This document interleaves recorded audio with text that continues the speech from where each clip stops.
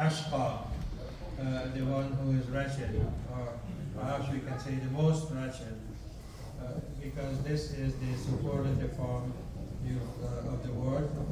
Shaqi means somebody who is wretched, unfortunate, somebody who is miserable, and so on and so forth.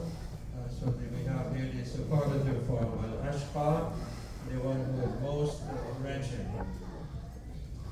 And by the way, this entire surah, most of the ayat end with a superlative word, a superlative adjective, including even from the very first ayah, Sabbih isma rabbika al-a'la, al-a'la, the one who is most high, or glorify him, or do tasbih of Allah subhanahu wa ta'ala.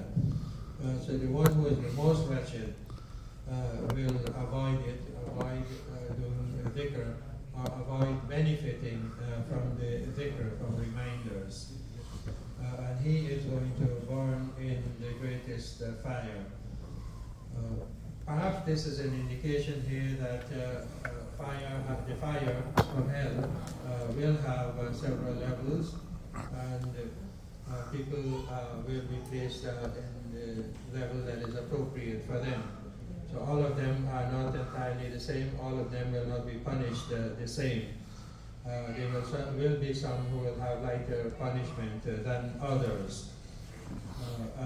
But the one who deliberately turns away from the remembrance of Allah, يَتَجَنَّبُهَا, this is something that he is doing deliberately, avoiding it, turning away from the remembrance. He will have the greatest fire. He will burn in the greatest fire. So, when you read the descriptions of hellfire in various parts of the Quran, you see how painful it can be, how wretched, how miserable it can be. And a person will be asking for just a sip of water to quench the thirst that he has in it, and so on. And what will be given to him? Hot boiling water, things like that. Very difficult, very painful situation a person will be in hellfire.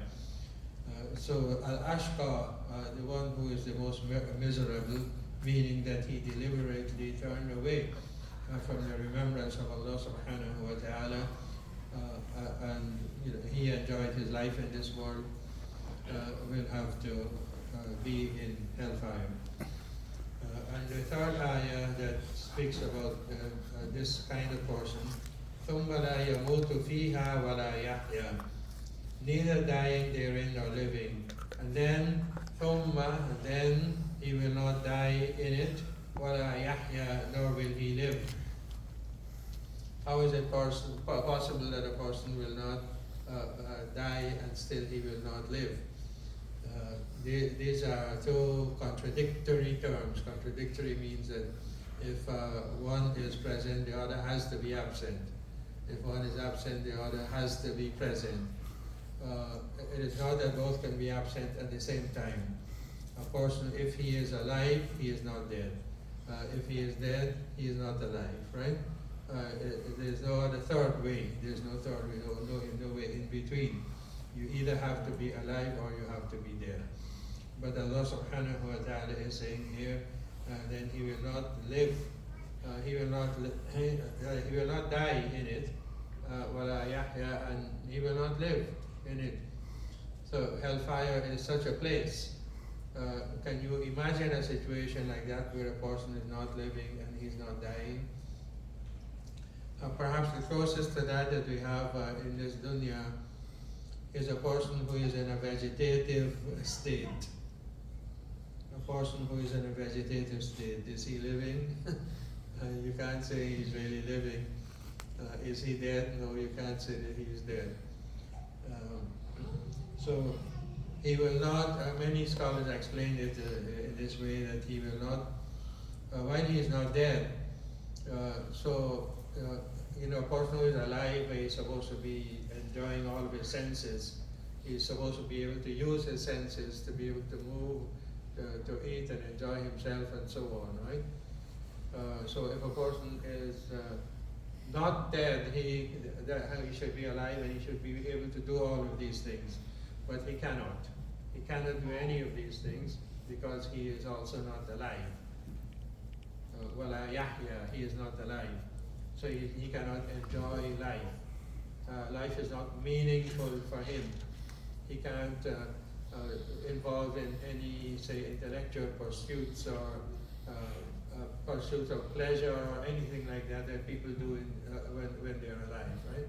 It is either you're doing something that is pleasurable, maybe eating or whatever, or intellectual pursuits or things like that, right? Or you're relaxing, just recuperating maybe from hard work or whatever.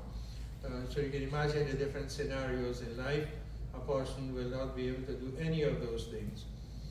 And he will not be able to avoid the issue, the problems that come upon him, the pain, the difficulty, and so on. All of those things will be heaped upon him, and he will be feeling all of those things. So he is alive, because feeling is one of the tests for life.